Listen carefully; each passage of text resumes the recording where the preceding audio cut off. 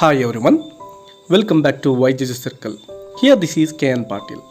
ಈ ವಿಡಿಯೋದಲ್ಲಿ ನಾವು ಜಾನ್ ಬೆರಿಮ್ಯಾನ್ ಅವರು ಬರೆದಿರತಕ್ಕಂತಹ ಒಂದು ಬಹಳ ಸುಂದರವಾಗಿರ್ತಕ್ಕಂತಹ ಪದ್ಯವಾದ ದ ಬಾಲ್ ಪೋಯಮ್ನ ಒಂದು ಕನ್ನಡ ವಿವರಣೆಯನ್ನು ನೋಡ್ತಾ ಹೋಗೋಣ.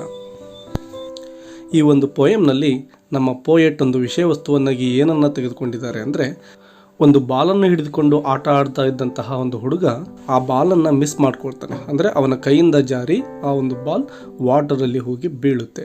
ಆ ನಂತರದಲ್ಲಿ ಅವನ ಒಂದು ಮಾನಸಿಕ ಸ್ಥಿತಿ ಹೇಗಾಗುತ್ತೆ, ಅವನು ಎಷ್ಟೊಂದು ದುಃಖಿತನಾಗ್ತಾನೆ ಅಂತಕ್ಕಂತಹ ಒಂದು ಅಂಶಗಳನ್ನು ಪೋಯೆಟ್ ಈ ಒಂದು ಪೋಯಮ್ನಲ್ಲಿ ಚರ್ಚೆ ಮಾಡ್ತಾ ಇದ್ದಾರೆ. ಈ ಒಂದು ಪೋಯಮನ್ನು ಸ್ಟಡಿ ಮಾಡೋದಕ್ಕಿಂತ ಮೊದಲು ನಮಗೆಲ್ರಿಗೂ ಕೂಡ ಒಂದು ವಿಷಯ ನೆನಪಿರಬೇಕು. ಅದೇನಪ್ಪ ಅಂದರೆ, ಈ ಒಂದು ಪೋಯಮ್ನಲ್ಲಿ ಪೋಯೆಟ್ ಏನು ಮಾಡಿದ್ದಾರೆ ಅಂದರೆ, ಬಾಲನ್ನು ಒಂದು ಮೆಟಫರ್ ಆಗಿ ಯೂಸ್ ಮಾಡ್ತಾ ಇದ್ದಾರೆ. ಅಂದರೆ ಬಾಲ್ ಅಂತಕ್ಕಂಥದ್ದು ಇಲ್ಲಿ ಕೇವಲ ಬಾಲ್ ಆಗಿರೋದಿಲ್ಲ, ಅದು ನಮ್ಮ ಜೀವನದಲ್ಲಿ ಬರ್ತಕ್ಕಂತಹ ಅನೇಕ ವಸ್ತುಗಳಾಗಿರುತ್ತೆ, ವಿಷಯಗಳಾಗಿರುತ್ತೆ, ಅಥವಾ ವ್ಯಕ್ತಿನೂ ಕೂಡ ಆಗಿರೋ ಸಂಭವ ಇರುತ್ತೆ. ಅದು ಹೇಗೆ ಅನ್ನೋದನ್ನು ಈ ಒಂದು ಪೋಯಮ್ನಲ್ಲಿ ನಾವು ನೋಡ್ತಾ ಹೋಗೋಣ.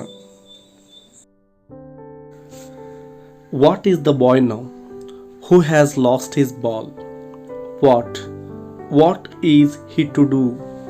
I saw it go merrily bouncing down the street, and then merrily over, there it is in the water. Yes ನೋಡಿ, ಈ ಒಂದು ಪೋಯಮ್ನ ಆರಂಭದಲ್ಲಿ ಈ ಒಂದು 4 ಲೈನ್ಗಳಲ್ಲಿ ನಾವು ಆ ಬಾಲಕ ತನ್ನ ಬಾಲನ್ನು ಯಾವ ರೀತಿ ಮಿಸ್ ಮಾಡ್ಕೊಳ್ತಾನೆ ಅಂತಕ್ಕಂಥದ್ದನ್ನು ನೋಡ್ಬೋದು.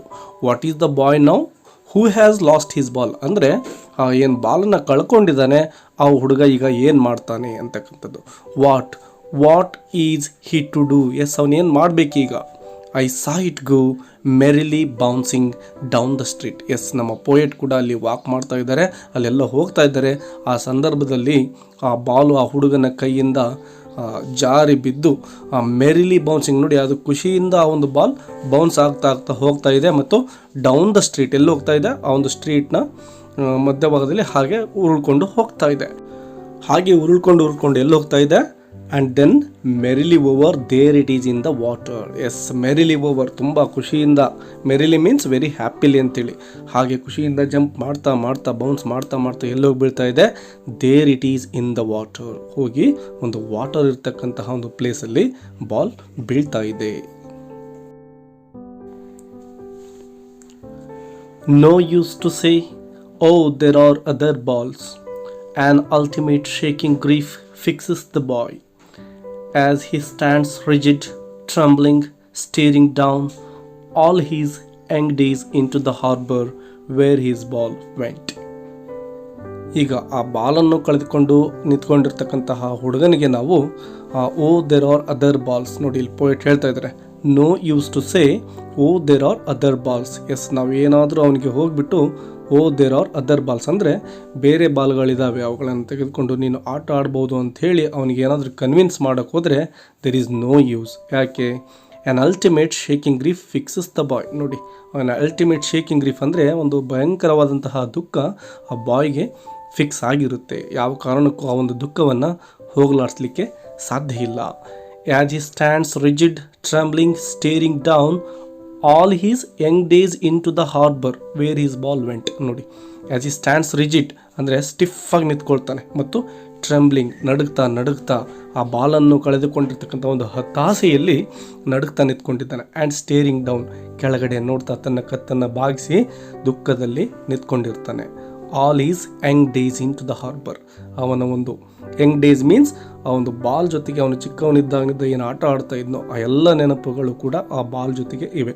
ಈಗ ಆ ನೆನಪುಗಳು ಸಹ ಆ ಒಂದು ಹಾರ್ಬರಲ್ಲಿ ಹೋಗಿ ಬಿದ್ದಿದ್ದಾವೆ. ಹಾಗಾಗಿ ಅವನಿಗೆ ತುಂಬ ದುಃಖ ಆಗ್ತಾ ಇರುತ್ತೆ. I would not intrude on him, a dime another ball is worthless. Now he senses first responsibility in a world of possessions. ಈಗ ಬಾಲನ್ನು ಕಳೆದುಕೊಂಡು ದುಃಖದಲ್ಲಿರ್ತಕ್ಕಂತಹ ಒಂದು ಆ ಹುಡುಗನ ಪರಿಸ್ಥಿತಿಯನ್ನು ಕಂಡಂತಹ ನಮ್ಮ ಪೋಯೆಟ್ ಅಲ್ಲಿ ಮಧ್ಯದಲ್ಲಿ ತಾನು ಪ್ರವೇಶಿಸಲಿಕ್ಕೆ ಇಷ್ಟಪಡ್ತಾ ಇಲ್ಲ. ಯಾಕೆಂದರೆ a dime another ball is worthless. Dime means ಅದು ಅಮೇರಿಕನ್ ಒಂದು ಕರೆನ್ಸಿ ಆಗಿರುತ್ತೆ. ಬೇರೆ ಒಂದು ಅಮೌಂಟನ್ನು ಕೊಟ್ಬಿಟ್ಟು ಬೇರೆ ಬಾಲನ್ನು ಪರ್ಚೇಸ್ ಮಾಡ್ಕೊಂಡು ಬಂದು ಆ ಹುಡುಗನಿಗೆ ಕೊಡ್ಬೋದು. ಬಟ್ ಅದೇನಾಗಿರುತ್ತೆ, ಈಸ್ ವರ್ತ್ಲೆಸ್ ಅಂದರೆ ಯಾವುದೇ ಬೆಲೆ ಇಲ್ಲದ್ದು ಅಂತ. ಅಂದರೆ ಬಾಲಕ ಮೊದಲಿಗೆ ಏನು ಬಾಲನ್ನು ಕಳೆದುಕೊಂಡಿದ್ದಾನೋ ಅದನ್ನು ರೀಪ್ಲೇಸ್ ಮಾಡಲಿಕ್ಕೆ ಬೇರೆ ಯಾವುದೇ ಬಾಲ್ನಿಂದ ಸಾಧ್ಯ ಇಲ್ಲ. ಅವೆಲ್ಲವೂ ಕೂಡ ವರ್ತ್ಲೆಸ್, ಯೂಸ್ಲೆಸ್ ಆಗಿರ್ತವೆ. Now he senses first responsibility in a world of possessions. ಆ ಬಾಲಕನಿಗೆ ಮೊದಲನೇ ಬಾರಿಗೆ ಒಂದು ಕಲಿಕೆ ಆಗ್ತಾ ಇದೆ. ಅದು ಯಾವುದು ಅಂದರೆ ಫಸ್ಟ್ ರೆಸ್ಪಾನ್ಸಿಬಿಲಿಟಿ, ಒಂದು ಜವಾಬ್ದಾರಿ ಬರ್ತಾ ಇದೆ. ಅಂದರೆ ತನಗೆ ಸಂಬಂಧಪಟ್ಟಂತಹ ವಸ್ತುಗಳನ್ನು ಯಾವ ರೀತಿಯಾಗಿ ಜವಾಬ್ದಾರಿಯಿಂದ ನೋಡ್ಕೋಬೇಕು ಅಂತಕ್ಕಂಥದ್ದು. ಇನ್ ಎ ವರ್ಲ್ಡ್ ಆಫ್ ಪೊಸಿಷನ್ಸ್ ಅಂದರೆ ಇಲ್ಲಿ ನಮ್ಮ ಜೀವನದಲ್ಲಿ ಅನೇಕ ವಸ್ತುಗಳನ್ನು ನಾವು ನಮ್ಮದನ್ನಾಗಿ ಮಾಡ್ಕೊಂಡಿರ್ತೇವೆ. ಸೊ ಅವುಗಳನ್ನು ಯಾವ ರೀತಿ ಜೋಪಾನವಾಗಿ ನೋಡ್ಕೋಬೇಕು ಅಂತಕ್ಕಂತಹ ಮೊದಲ ಕಲಿಕೆ ಆ ಹುಡುಗನಿಗೆ ಆಗ್ತಾ ಇದೆ. People will take balls will be last always. Little boy and no one buys a ball back. Money is external.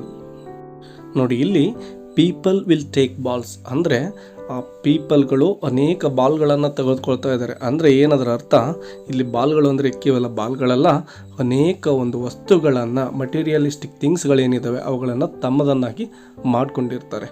ಮತ್ತು balls will be last always. ಆ ರೀತಿ ಅವರು ಏನೆಲ್ಲ ವಸ್ತುಗಳನ್ನು ಹೊಂದಿರ್ತಾರೋ ಅವ್ರ ಜೀವನದಲ್ಲಿ, ಅವುಗಳು ಜೀವನದಲ್ಲಿ ಮುಂದೆ ಹೋದಾಗೆ ಒಂದೊಂದೇ ಮಿಸ್ ಆಗ್ತಾ ಹೋಗ್ತವೆ. ಫಾರ್ ಎಕ್ಸಾಂಪಲ್ ಹೇಳೋದಾದರೆ, ಯಾವುದಾದ್ರೂ ಒಂದು ಮೊಬೈಲನ್ನು ನೀವು ಪರ್ಚೇಸ್ ಮಾಡಿದ್ದೆ ಆದರೆ ಸುಮಾರು 3-4 ವರ್ಷಗಳ ಕಾಲ ಅದು ನಿಮ್ಮ ಜೊತೆಲಿ ಇರುತ್ತೆ. ಆಮೇಲೆ ಹಾಳಾದಮೇಲೆ ಅದನ್ನು ಬಿಟ್ಟು ನೀವು ಬೇರೆ ಮೊಬೈಲನ್ನು ಪರ್ಚೇಸ್ ಮಾಡ್ತೀರ. ಅದೇ ರೀತಿ ಒಂದು ಬೈಕನ್ನು ಇಟ್ಕೊಂಡಿದ್ರೆ ಸುಮಾರು ಒಂದು 7-8 ವರ್ಷ ಯೂಸ್ ಮಾಡಿದ ಮೇಲೆ ಅದನ್ನು ಬಿಟ್ಟು ಬೇರೆ ಇನ್ನೊಂದು ಬೈಕನ್ನು ಪರ್ಚೇಸ್ ಮಾಡ್ತೀರ. ಹಾಗೆ ಇಲ್ಲಿ ಆ ಬಾಲ್ ಯಾವ ರೀತಿ ಮಿಸ್ ಆಗಿ ಮತ್ತೊಂದು ಬಾಲ್ ರೀಪ್ಲೇಸ್ ಮಾಡುತ್ತೋ ಹಾಗೇ ಈ ಒಂದು ವಸ್ತುಗಳು ಕೂಡ ನಮ್ಮ ಜೀವನದಲ್ಲಿ ಬರ್ತವೆ ಮತ್ತು ನಮ್ಮಿಂದ ದೂರ ಆಗಿ ಹೋಗ್ತಾನೆ ಇರ್ತವೆ. ಸೊ ಈ ಒಂದು ಮಟೀರಿಯಲಿಸ್ಟಿಕ್ ಥಿಂಗ್ಸ್ ಏನಿದ್ದಾವೆ ಅವು ಯಾವುವು ಕೂಡ ಪರ್ಮನೆಂಟಾಗಿ ನಮ್ಮ ಜೊತೆ ಇರೋದಿಲ್ಲ ಅಂತಕ್ಕಂಥ ಒಂದು ಇಂಡೈರೆಕ್ಟ್ ಮೆಸೇಜನ್ನು ಪೋಯೆಟ್ ಇಲ್ಲಿ ಕೊಡ್ತಾ ಇದ್ದಾರೆ. And no one buys a ball back. ಹೀಗೆ ಮಿಸ್ ಆಗಿ ಹೋಗಿರ್ತಕ್ಕಂಥದ್ದನ್ನು ನಾವು ಮತ್ತೊಂದು ಸಾರಿ ದುಡ್ಡನ್ನು ಕೊಟ್ಟು ತೆಗೆದುಕೊಳ್ಳೋಕ್ಕೆ ಸಾಧ್ಯ ಆಗೋದಿಲ್ಲ. ಯಾಕಂದರೆ ಅದು ಹಾಳಾಗಿ ಹೋಗಿರುತ್ತೆ ಅಥವಾ ನಮ್ಮಿಂದ ತುಂಬ ದೂರನೇ ಹೋಗಿರುತ್ತೆ. ಎಷ್ಟೇ ದುಡ್ಡು ಕೊಟ್ಟರೂ ಕೂಡ ಅದೇ ವಸ್ತು ಮತ್ತೆ ನಮ್ಮ ಜೀವನದಲ್ಲಿ ನಾವು ತೆಗೆದುಕೊಳ್ಳಿಕ್ಕೆ ಸಾಧ್ಯ ಆಗೋದಿಲ್ಲ. ಮನಿ ಈಸ್ ಎಕ್ಸ್ಟರ್ನಲ್ ಅಂತಕ್ಕಂಥದ್ದನ್ನು ಪೋಯೆಟ್ ಇಲ್ಲಿ ಹೇಳ್ತಾ ಇದ್ದಾರೆ.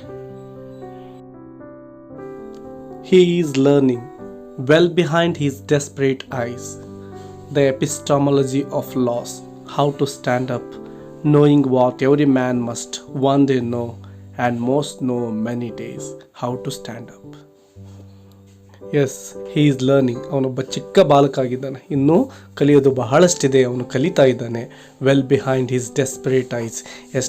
ಡೆಸ್ಪರೇಟ್ ಮೀನ್ಸ್ ಹತಾಶೆ ಅಂತ. ಅವನು ತುಂಬ ಹತಾಶೆಯಿಂದ ಏನು ನಿಂತ್ಕೊಂಡಿದ್ದಾನೆ ಈಗ, ಅದರಲ್ಲಿ ಅವನಿಗೆ ಒಂದು ಕಲಿಕೆ ಆಗ್ತಾ ಇದೆ. ಏನದು?